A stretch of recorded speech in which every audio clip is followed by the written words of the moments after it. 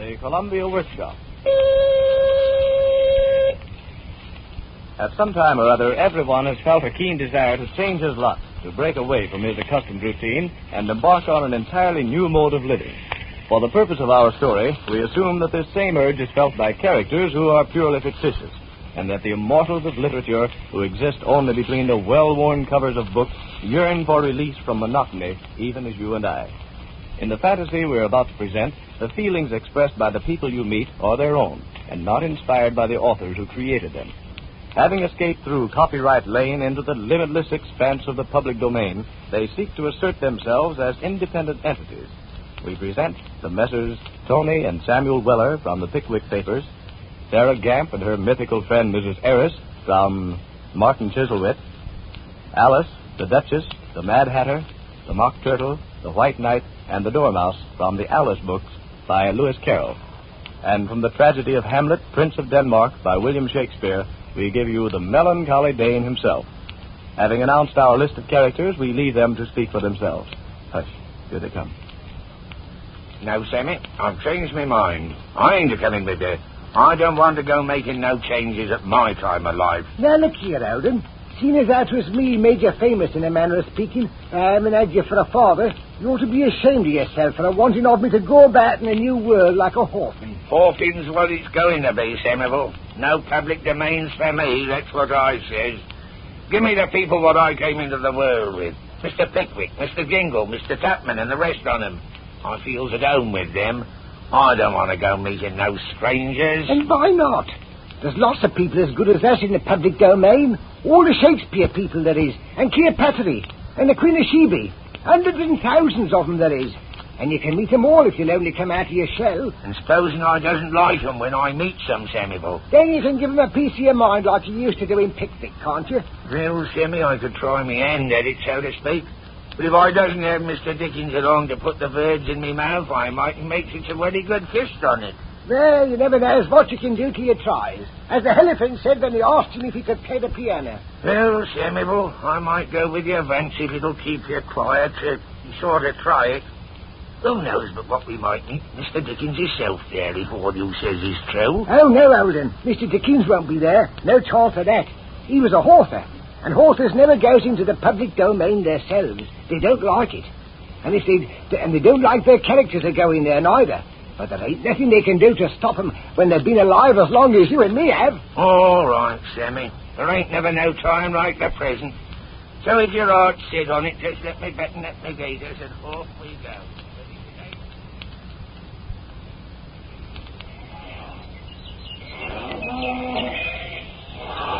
Then, Alden, what do you think of it? Think of what, Sammy? Why does the public domain? Oh, I don't see nothing wonderful about it. Looks like a bit of Sussex to me down Clayton way. See a lot of people about there. Well, you know, Alden, it takes all kinds of people to make literature. You mustn't forget there's you and me is from literature. Yes, we are, Sammy. And maybe as how we ought to have stayed there. Tell me, Sammy, is we likely to meet any bidders? Yeah, just as like as not, Alden. You know, there's a lot of them in literature, fact and fiction. Oh, the bidders as I ever knowed was matters of friction, Samuel. And none on them knowed what a fact was. Bidders. Oh, Samuel, protect me from the bidders. You'll have to learn to protect yourself, Alden.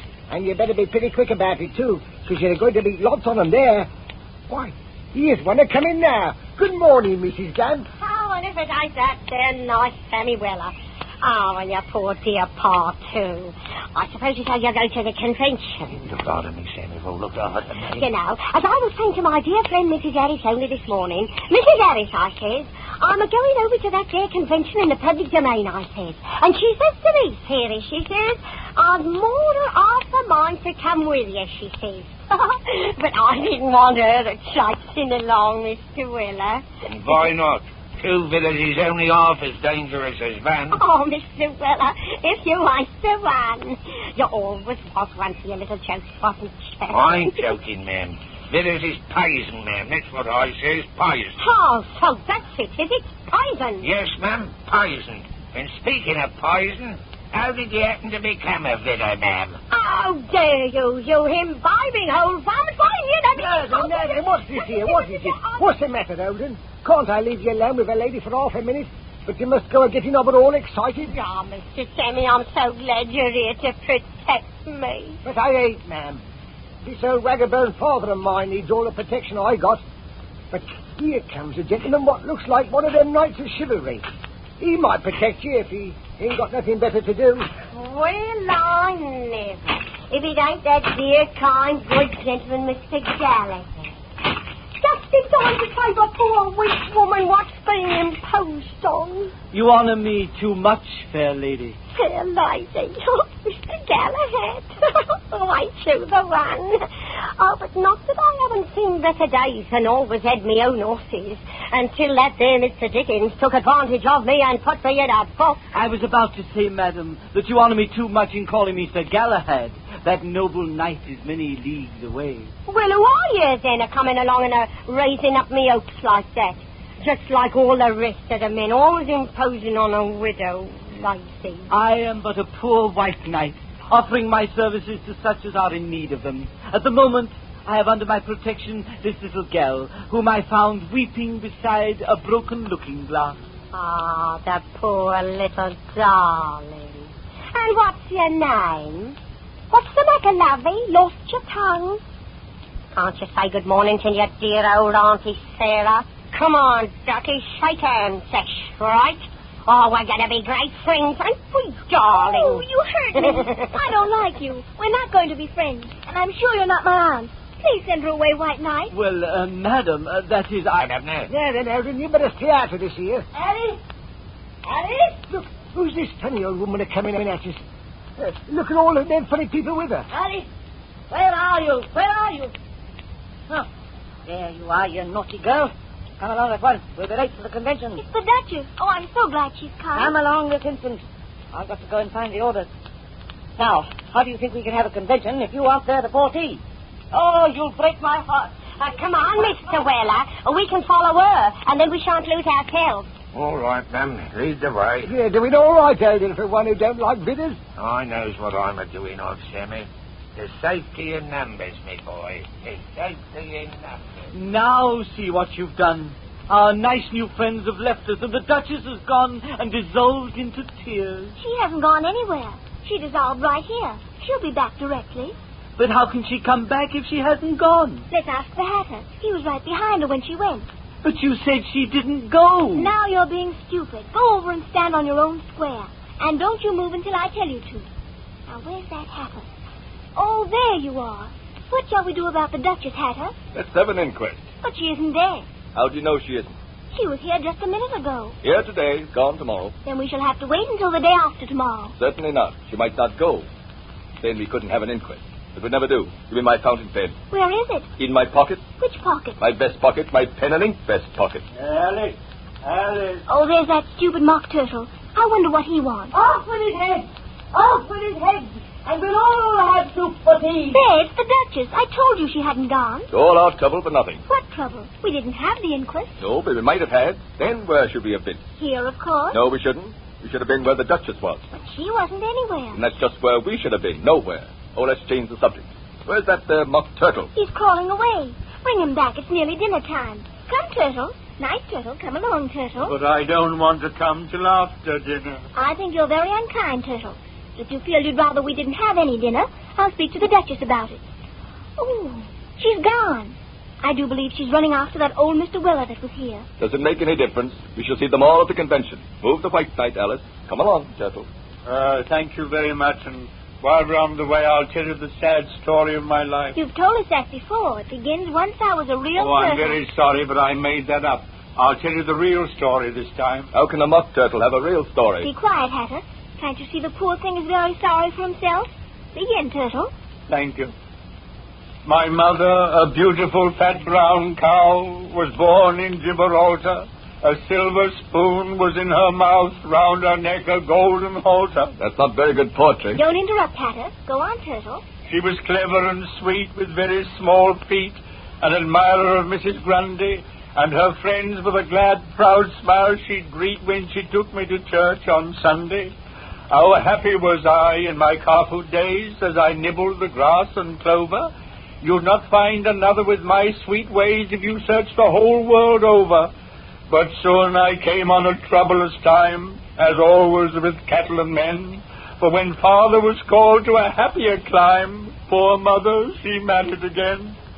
Oh, sad is the lot of a bovine tot, stepped sired by a Holstein bull. With clouds my sky was overshot, my sorrowing cup was full. At an auction one day, my step-papa was sold to a vigorous bidder, and then, for the second time, Mamma was a lorn and lonely widow.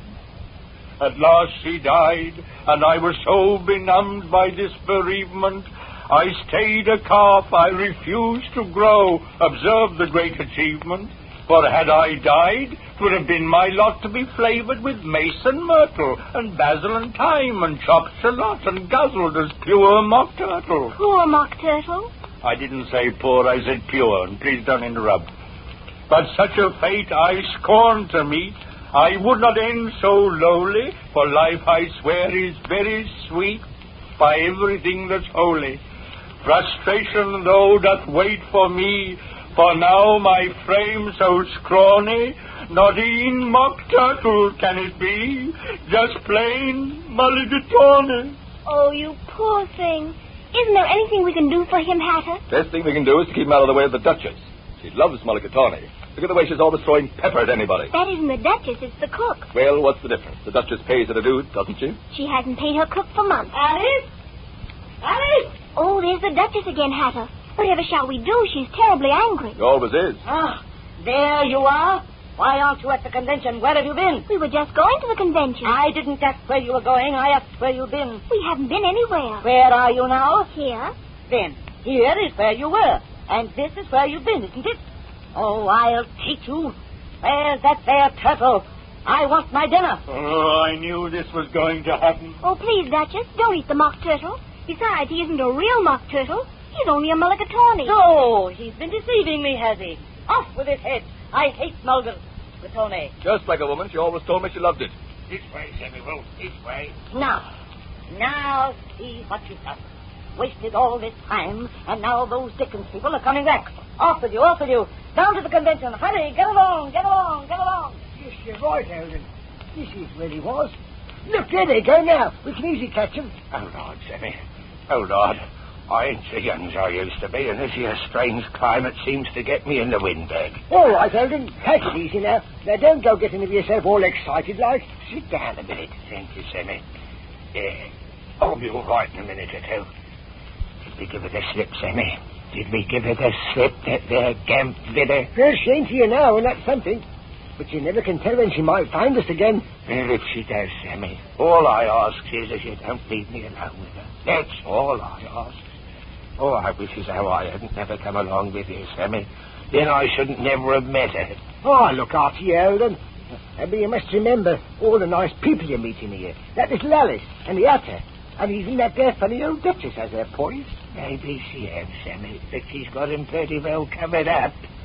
Now, what's this here turtle quitter a vaunting of? Excuse me, sirs, and may please your exalted highnesses, I bring an invitation from the Duchess. She requests the pleasure of your company at afternoon tea. Oh, afternoon tea, is it? I thought it was a convention. Afternoon tea is always a convention with the Duchess. And what's we going to convene about? Well, there's the price of pork, election of officers, boundaries of the public domain, a nomination of a president. Both parties are expected at the Duchess's party. There are two, sir, the reprobates and the publicans. And which one do you want us to vote for? The one you can get the most out of course. That's quite democratic, ain't it, Eldon? What I wants to know is, who is this here Duchess? And what's she Duchess of? Good sir, she's my mistress, the Duchess of Wonderland. How about the Duke? Will he be there? Alas, sir, there is no Duke. Yes, what I thought. You can go and tell your Duchess what as our Tony Villa don't take tea with no vitters. Well, Eldon, if you don't want to come, you needn't. But I'm a-going, and you can wait till luck comes back. And if you ask me, what I says is that our widders has more cause to be afraid of you than you has to be afraid of the vitters. So goodbye, Governor. I'll see you when it comes back, if I ever does come back. Of all the ingratitudinous weasels I ever did see, that's what comes of pleasing of them kind. Oh, Samuel, to think of you were going off and leaving me like this. Your pardon, sir. I trust I do not intrude. And if you does, what then? Then, sir, I shall continue on my way. I chose to see that you were torn as by some grief, and so in decency did I stop to offer you such service as I may. And coming nicely, I'm sure. I beg your pardon for speaking kind of rough, but that there Sammy boy of mine's been and gone and left me here in parts I haven't never saw before. Name of Vella, sir. Tony Vella. And I, sir, am Hamlet, Prince of Denmark. Prince? Think of that. Hobnobbing with the blue bloods, I am. I just had an invitation to a tea party with the Duchess. Think of that. Indeed, sir. To that same party I am wending. Let us go together. That'd be all right if I was a-going, which I ain't. What good, sir? Not going to enjoy the delightful hospitality of her Grace, the Duchess? That's what I said. Dinner ain't. Alas, these many years. Verser and verser. Villas is pies, that's what. Pies. Good sir, thou placed upon a tender string. I see thou art a man of understanding, and I would seek thy aid. The help of such a me wouldn't be good to the likes of you. I prithee, lend thine ear. In days long past, when I was but a lad, a noxious villain, probing into matters which concerned him not, William Shakespeare by name, spy upon me at the play. He thought not of the evil he did to me, and took me free of guile within his brain, and it turned me round, and it spew me, coming forth into the world, the vaporing offspring of a mother indifferent to mistake. Sounds to me as if you was a wrong-un, Governor, to go a-defending of yourself like that. And that, good sir, is just the burden of my tale. For from that evil day, I've roamed the world, strutted and stalked on every stage, mouthed and dived in every tongue, including the Scandinavian, had been discussed and torn apart by all who paid their pittance to observe me in the ravings. The melancholy day. Was Hamlet mad? Good sir, I pray you tell me in very truth, was Hamlet mad? So it's uncommon queer you should be a-carrying on like that, Mr. Hamlet. You know, I'm a victim myself. I thought perchance 'twas so. And to what road do you owe your plight? I wouldn't go so far as to say he was a rogue, Mr. Hamlet. Maybe he was a bit arrogant, like. Sort of one of them there dreamers what brings us poor, helpless critters into the world without a thinking of the harm they're a-doing of us. Speak of a man of thought and reason, Sir Tony. Exactly, Mr. Hamlet. And I'm glad as how you recognise us as a gentleman when you sees one. Not as how I am, Sir Tony, as your Highness was good enough to call me, but what as how I might have been, Sir Tony, or even Lord Tony, if that there Charlie Dickens hadn't made up his mind as I was only fit to handle horses and run away from villas. Which brings us to the purpose of our visit to the Duchess. Hold on now, hold on. What purpose? What visit? I tells you, Mr. Hamlet, I ain't a-going to visit no Duchess. That's why I'm a-sitting here alone. You can go by yourself, your Highness. No bitter Duchesses for me. Oh, what fools these mortals be. Your whole state of being hurts you, yet nothing will you do to change it. What hard? I spoke a line not mine by deed of gift. Well, your Highness, I don't see as how going to tea with the Duchesses are going to help. Oh, it isn't only going to be tea. It's really a very important convention. A lot of influential literary characters will be there. We hope to get sufficient support to enable us to make a declaration of independence. The King, the Queen, the Knave of Hearts are coming. The Knave is the Postmaster General, and many of the court, and diamonds, clubs, and spades. We might get a full pack. And we could have a new deal. It might help a bit.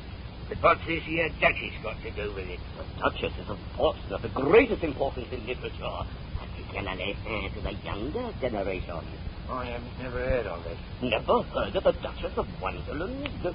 come to think on it, it seems as I recollect Miss Trotwood telling young Master Copperfield about it one day. You know, Mr. Weller, the Duchess has never really liked herself. Don't wonder at that. But seeing as how you make such a point on it, I'll come. But look hard at me, Your Highness. Don't let her go and setting up her cap at me. I'm ready. Next day. 'Tis but a short distance. One can almost hear the chattering from here. See, the tables spread upon the lawn beneath the...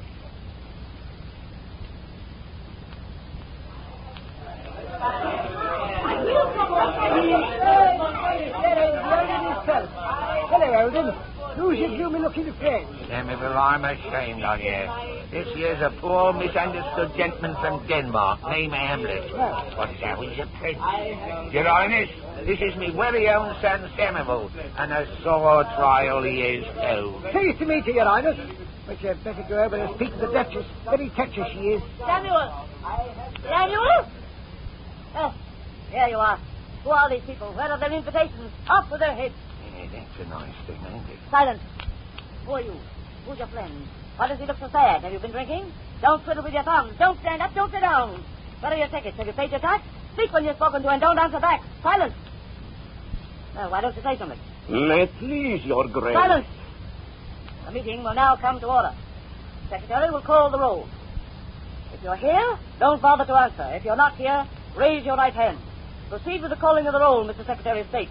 Alice, Tony Weller, Sam Weller, Duchess, Dormouse, White Knight, Mad Hatter, Hamlet, Napoleon, King of Hearts, Secretary of the Treasury, and all the rest. Everybody present, Mr. Chairman, except those who didn't come. The convention is now in session. The first item on the program is the collection of the carpet tax. We don't want no carpet tax. Then, stupid, how are you going to keep your rugs from sliding? Silence! We were going to open the meeting with the singing of a new campaign song written by the Hatter. But as there may be some later rivals, we shall not call on the Hatter until a little later. In the meantime, we are fortunate in having with us a gentleman from Denmark who is going to tell us about the ancient memorial privileges of the Caucasian Aborigines. The lords and ladies and gentlemen, I have the honor to introduce Prince Hamlet of Denmark. May it please your grace. When I was a boy, I served a term... That's what he did, 6 nights in Pentonville. Thank you. I'm sure we've all learned a great deal from this wonderful message. Ladies and gentlemen, the Mock Turtle will now propose a vote of confidence in Prince Hamlet. Order for the Mock Turtle. I proposes a vote of confidence in Prince Hamlet. What I wants to know is that there Mock Turtle a man or a woman? And if so, is he a villain? A vote of confidence is now before the meeting. All those not in favor shall have their heads chopped off. All those in favor, say aye. Aye. The vote of confidence is passed, obsequious, unanimous, ubiquitously. What does that there mean? It's a new word of my own. It means with all due deference by everybody, everywhere, God save the Queen, rule Britannia, and thank you very much. Mr. Chairman! The White Knight! Order for the White Knight. Your Grace, my lords and ladies and gentlemen, there comes a tide in the affairs of man when he who waits for that which never was and never is to be must inevitably discover that the cave dwellers of Olympus are indisputably diminuendo furioso adagio lacrimoso, horrifico esperanto manantropo, zodiacate capricornum, multipar veniti elapsus fungus. Ain't that the truth?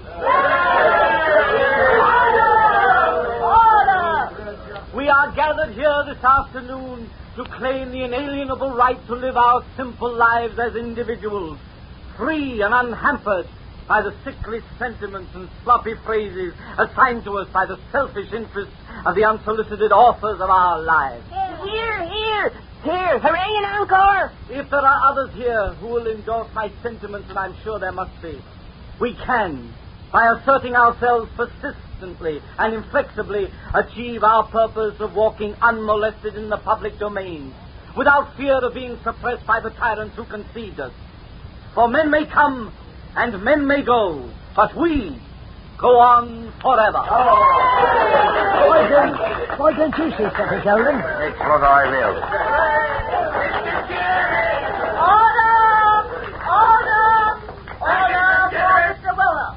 Ladies and gentlemen, what I wants to know is, how long is you and me, the immortals of literature, are going to make ourselves ridiculous by a dropping of our G's and H's, cause them what made us was so ignorant as they didn't know how a gentleman should talk.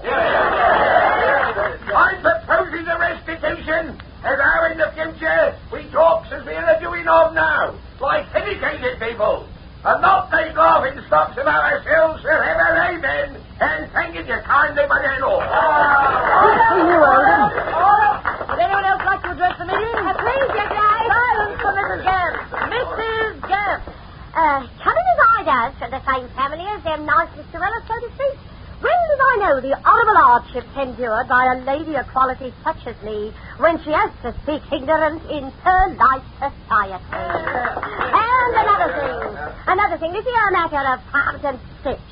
And as I always been held up as an honourable example for putting of me lips to the bottle when I feel disposed. As a matter of fact, I swear, as how I never touches a drop unless I'm indisposed, which I'm sorry to say is somewhat frequent, suffering as I does from a weak heart.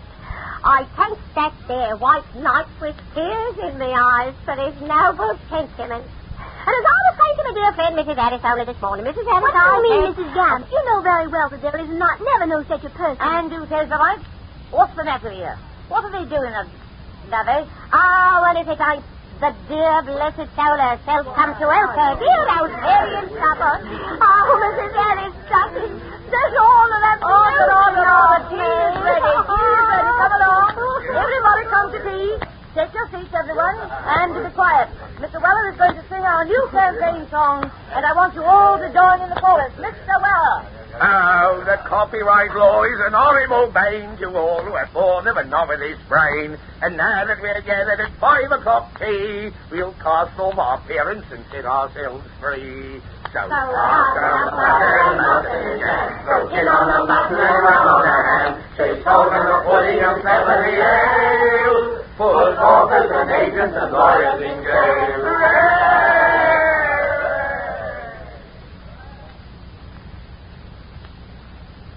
You have just heard a performance of Public Domain by Eustace Wyatt, presented by the Columbia Workshop. This week's production was directed by Earl McGill. Tune in next Saturday at this same time for another Columbia Workshop presentation.